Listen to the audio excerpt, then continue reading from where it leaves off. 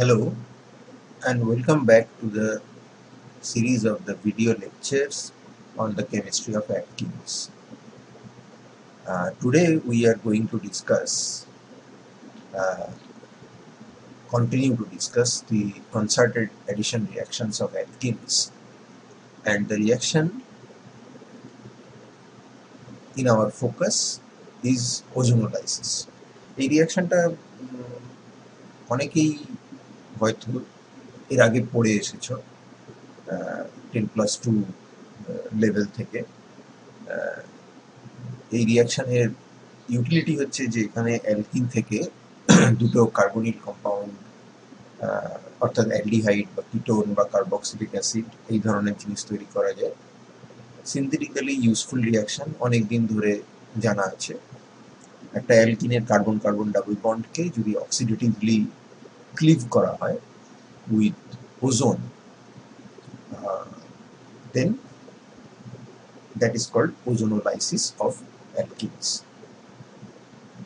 Lysis মানে হচ্ছে to break down, ozonolysis মানে to break down with ozone. The reaction is done in two stages typically. One is the alkene is reacted with ozone in inert solvent like diethyl ether or dichloromethane. The initially formed adduct is the ozonide, which is a 5-membered ring, a heterocyclic ring with 3 oxygen atoms and 2 carbon atoms, which is then worked up, and it depends upon the condition of the workup which carbonyl compound is produced. It may be an aldehyde or a ketone, or it may even be a carboxylic acid. The net result is obviously the oxidative cleavage of the carbon-carbon double bond and addition of 2 oxygen atoms at the 2 polyphenic carbons. এর mechanism, এই রিয়াকশনটা বহুদিন ধরে জানা ছিল। এর mechanism is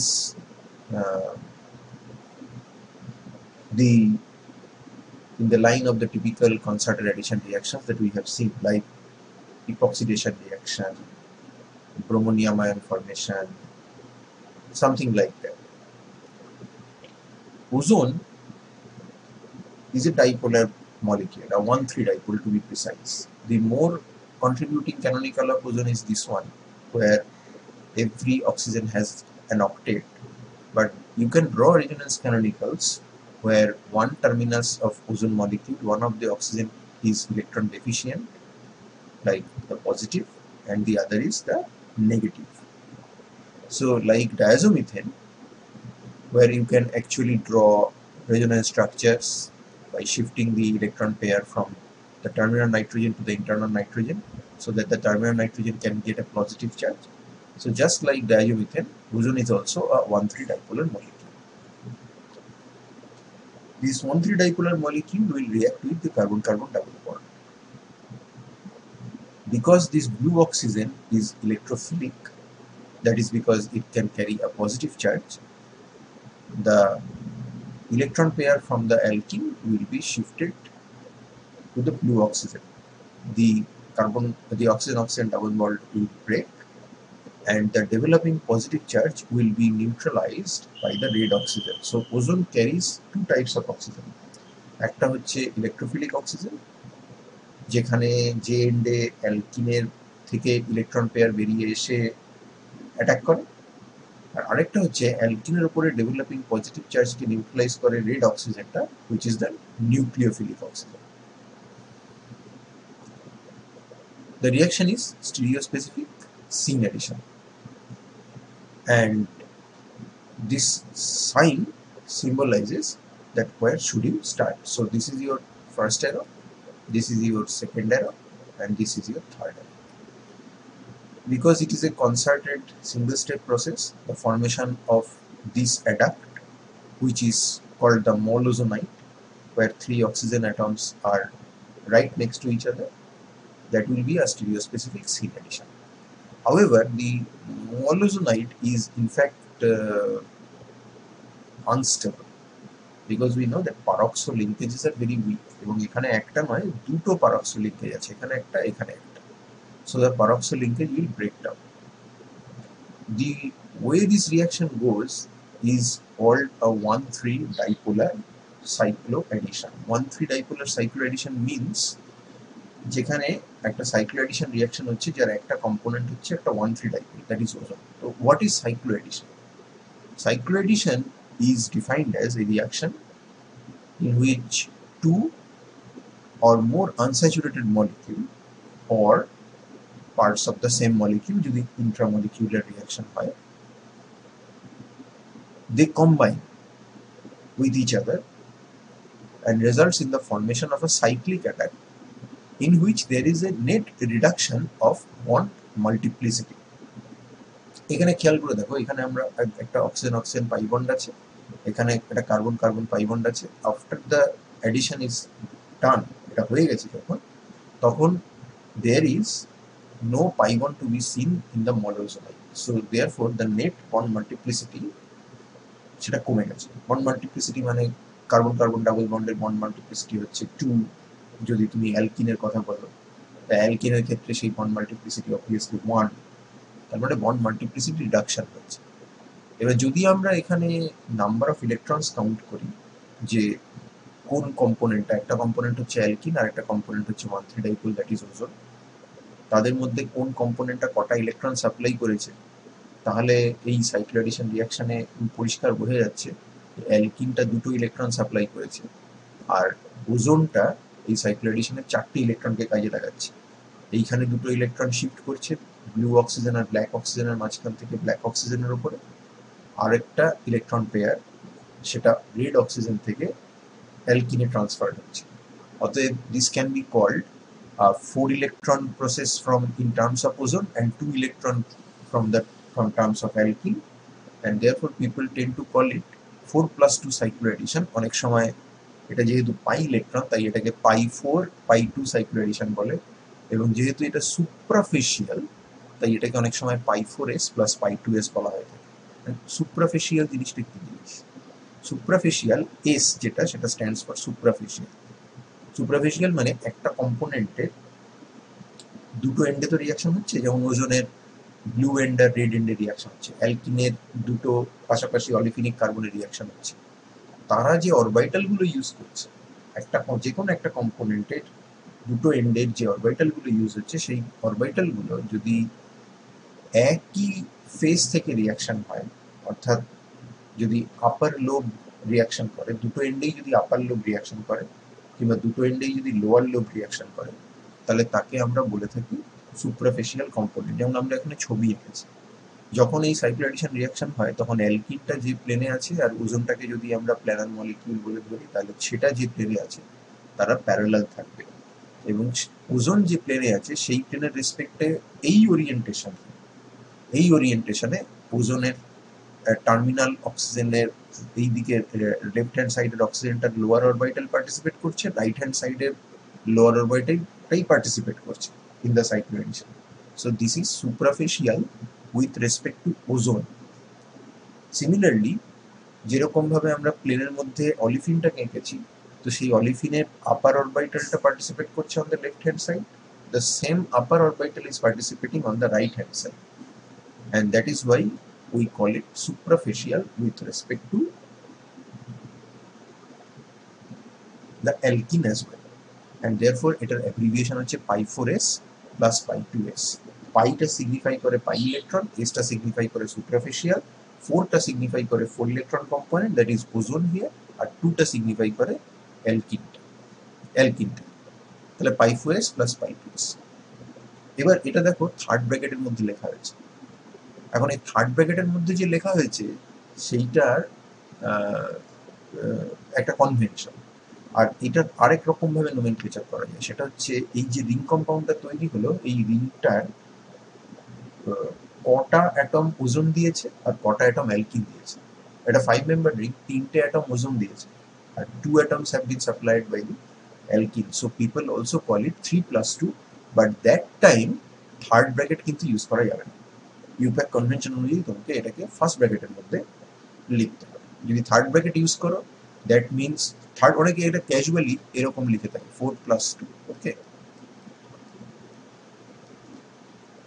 এটার মানেটা কিন্তু দাঁড়াচ্ছে, যেহেতু থার্ড ব্র্যাকেট আছে তাই π4s প্লাস π2s, এবং এখানে সুপ্রাফেশিয়াল বলা নেই, কিন্তু অ্যাজিউম করে নিতে হবে এটা সুপ্রাফেশিয়াল, কারণ 4+2 আন্তরাফেশিয়াল, অর্থাৎ এইখানকার অরবিটাল ওভারল্যাপ করলো আর সাইমালটেনিয়াসলি এই দিকের অরবিটাল ওভারল্যাপ করলো, ওটা জিওমেট্রিক্যালি ভেরি স্ট্রেইট হবে।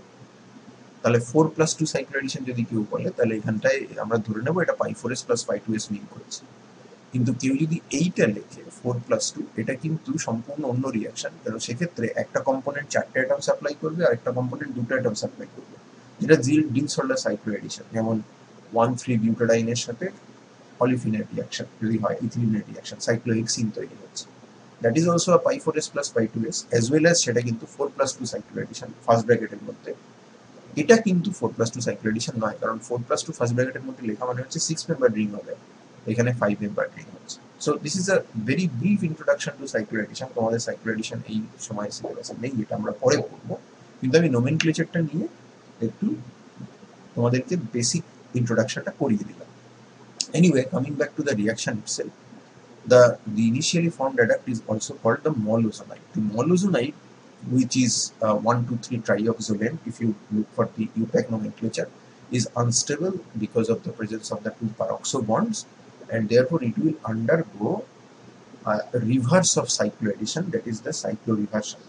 Cycloaddition এ দুটো আনস্যাচুরেটেড কম্পোনেন্ট মিলে গিয়ে একটা সাইক্লিক অ্যাডাক্ট তৈরি হয়, আর সাইক্লিক অ্যাডাক্ট থেকে ভেঙে গিয়ে যদি দুটো আনস্যাচুরেটেড কম্পোনেন্ট তৈরি হয়, তাহলে তাকে আমরা বলবো রিভার্স অফ সাইক্লোএডিশন বা সাইক্লো এলিমিনেশন বা cyclo reversion. But this time যেটা নর্মালি মানে এরকম নয় ব্যাপারটা যে এইটা এখানে নেমে চলে এলো, এইটা এখানে চলে গেল এবং ওজন বেরিয়ে গেল আর এখান থেকে অ্যালকিন বেরিয়ে গেল, তা নয়। এখানে এলিমিনেশনটা একটু অন্যরকম ভাবে হবে। এখানে the CC bond will break and a carbon oxygen double bond will form. Here also a carbon oxygen double bond forms, and this oxygen peroxide linkage is break. So we get basically a carbonyl. এই left hand side fragment থেকে আমরা C double bonded ও পাচ্ছি, একটা carbonyl পাচ্ছি, আর এইখান থেকে আমরা পাচ্ছি যেটা, সেটাকে আমরা বলে থাকি কার্বনিল অক্সাইড। মানে এই অক্সিজেনটা যদি না থাকতো তাহলে এটা কার্বনিল হতো, তার উপর একটা অক্সিজেন বসে আছে, অক্সিজেন মাইনাস হয়ে আছে, তাহলে এর নাম হচ্ছে carbonyl oxide. Now this carbonyl oxide, তার একটা রেজোনেন্স ক্যানোনিক্যাল আছে, সেখানে আমরা দেখতে পাচ্ছি যে কার্বনের উপর পজিটিভ চার্জ, যার তার থেকে 3 নম্বর অ্যাটম যেটা, ওটাকে যদি 1 নম্বর বলো তাহলে এটা 3 নম্বর অক্সিজেনের মাথায় negative charge. So this is again another 1,3 dipole, and carbonyl and this 1,3 dipole, that is the carbonyl oxide, will again undergo a cycloaddition reaction to give you what is known as the ozonide. This is the electrophilic end of a carbonyl bond, C double bonded one. So the nucleophilic end of the carbonyl oxide naturally attacks here. The carbon oxygen double bond breaks. This is the nucleophilic end of the carbonyl compound. So the oxygen will attack the electrophilic end of the 1,3 dipole, that is the carbonyl oxide, and the C double bonded O will break to neutralize the formal positive charge. এই রিয়াকশনটা হওয়ার পরে আমরা ozonide কম্পাউন্ডটা পাবো। This mechanism was actually developed by Rudolf Criegee, and therefore the carbonyl oxide after his name is often called the Krigi intermediate. Okay, so it is a little bit complicated. প্রথমে molozonide formation by cycloaddition, then reverse of cycloaddition to generate the carbonyl oxide or the Krigi intermediate plus a carbonyl compound, and then again a cycloaddition reaction to give you the ozonide. এবার এর যে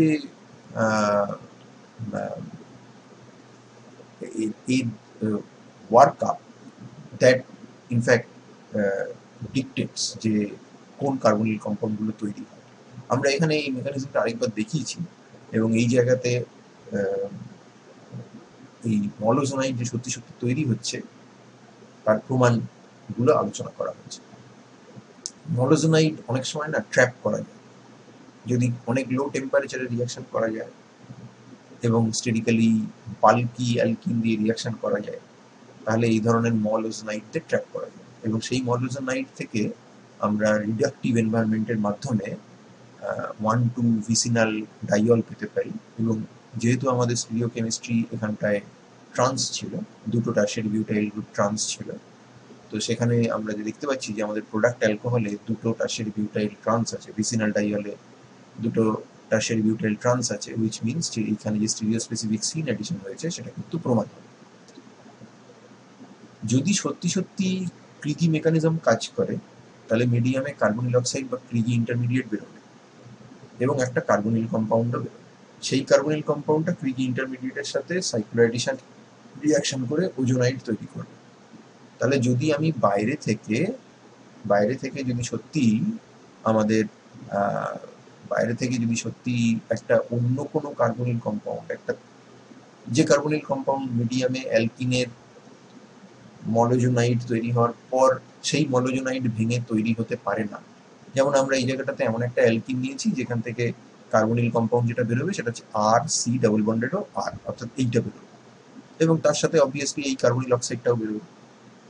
এরা নিজেদের মধ্যে reaction করে তাহলে corresponding ওজোনাইট তৈরি করার কথা, যেখানে এই সব জায়গায় R গ্রুপগুলো থাকে। But if I add from outside, if I add formaldehyde, then the formaldehyde will also should be able to react with the carbonyl oxide.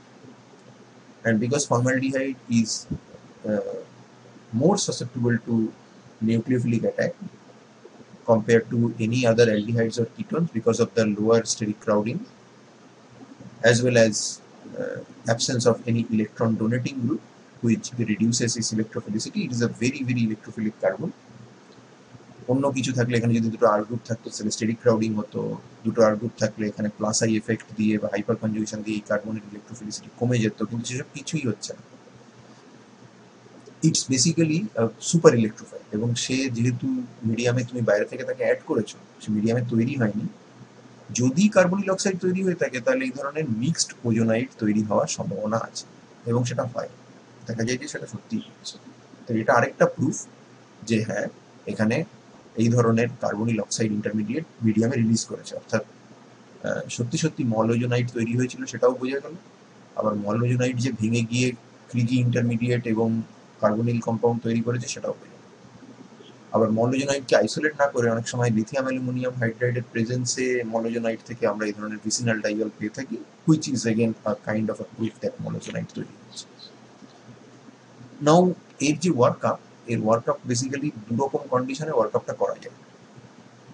একটা কন্ডিশন হচ্ছে যে oxidative workup, that is H2O2 water দিয়ে করা হয়। আরেকটা হচ্ছে নন oxidative workup, অনেকে এটাকে রিডাকটিভ ওয়ার্কআপ বলে থাকে, কিন্তু এটাকে রিডাকটিভ ওয়ার্কআপ বলাটা ঠিক নয়, কারণ রিডাকশন অ্যাকচুয়ালি হয় না, যেটা হয় সেটা হচ্ছে অক্সিডেশনটা হয় না।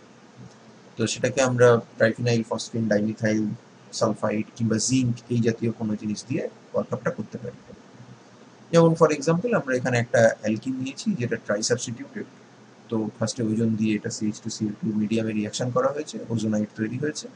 অক্সিডেটিভ ওয়ার্কআপ যদি করো তাহলে দেখা যাবে যে এই পার্টটা থেকে একটা আমরা কিটোন পাবো, এই পার্টটা থেকে আমাদের অ্যালডিহাইড পাওয়া উচিত, কিন্তু যেহেতু অক্সিডেটিভ ওয়ার্কআপ তাহলে অ্যালডিহাইড পাবো না, আমরা কার্বক্সিলিক অ্যাসিড পাবো। ওই RCH যে তৈরি হওয়ার কথা সেটা অক্সিডাইজড হয়ে গেছে। কিন্তু সেই ওয়ার্কআপটা যদি আমরা নন রিডাকটিভ ওয়ার্কআপ করি, অর্থাৎ যে তিনটে রিএজেন্টের কথা বলা হলো সেই Me2S, PPH3 বা জিঙ্ক এই জাতীয় জিনিস দিয়ে ওয়ার্কআপ করা হয়, তাহলে আমরা কিটোন পাবো এবং অ্যালডিহাইড কিন্তু সার্ভাইভ করবে। অতএব এটাকে রিডাকটিভ ওয়ার্কআপ বলাটা ঠিক না। রিডাকটিভ ওয়ার্কআপ যদি হয় তাহলে সেখানে অ্যালডিহাইড সার্ভাইভ করবে না, সেটা অ্যালডিহাইড রিডিউসড হয়ে প্রাইমারি অ্যালকোহল হয়ে যাবে। কিন্তু এখানে অ্যালডিহাইডটা সার্ভাইভ করছে, অক্সিডেশন হচ্ছে না, সেই জন্য এটাকে আমরা বলছি নন অক্সিডেটিভ ওয়ার্কআপ, যদিও লোকে ক্যাজুয়ালি এটাকে রিডাকটিভ ওয়ার্কআপ বলে থাকে। তো এর মেকানিজম কি? এটার মেকানিজম হচ্ছে বেসিক্যালি এখানটায় যে ওজোনাইডের ভেতরে যে কার্বন, রিংয়ের ভেতরে যে কার্বনগুলো আছে সেগুলো যথেষ্ট পরিমাণে ইলেকট্রোফিলিক, কারণ তারা প্রত্যেকে দুটো অক্সিজেনের সঙ্গে জুড়ে থাকে। তো ওয়াটার সেখানে অ্যাটাক করে, ওয়াটার অ্যাটাক করার পরে এখান থেকে CO বন্ড ব্রেক করে এবং এই জায়গাতে আরেকটা কার্বন অক্সিজেন বন্ড ব্রেক করে এখান থেকে একটা আমরা কার্বনিল কম্পাউন্ড পাই। আর এই দিক থেকে অর্থাৎ রাইট হ্যান্ড সাইড থেকে একটা এমন জিনিস বেরিয়ে আছে যেখানে একটা কার্বনের উপরে একটা ওয়েজ আছে আর একটা হাইড্রোপারঅক্সো গ্রুপ আছে, and that eliminates this OH and this H so that a H2O2 molecule is eliminated and a carbonyl compound তৈরি।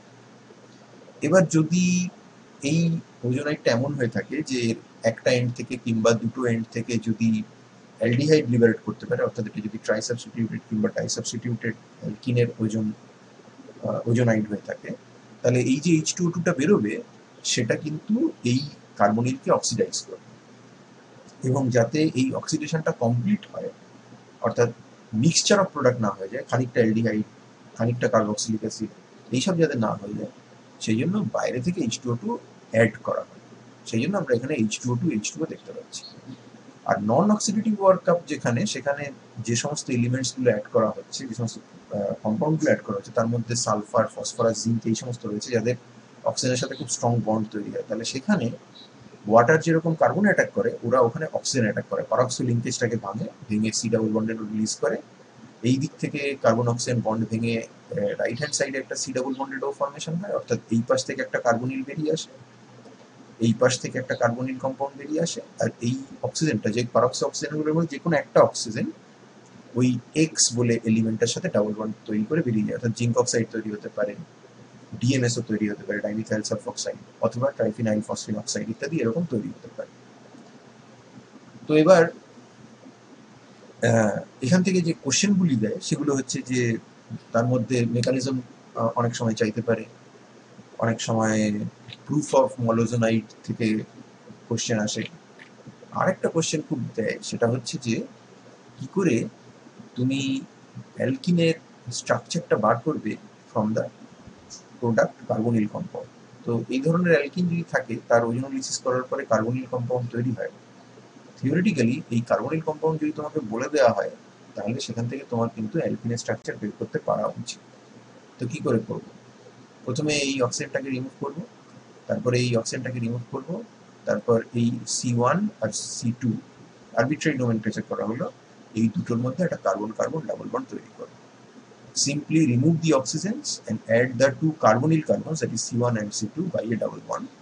এবার সেটা যদি কার্বক্সিলিক অ্যাসিড অক্সিডেশন লেভেলে থাকে, তাহলে সেটার অক্সিডেশন লেভেল আমাকে অ্যারেঞ্জ করতে হতে পারে বা অ্যাডজাস্ট করতে হতে পারে।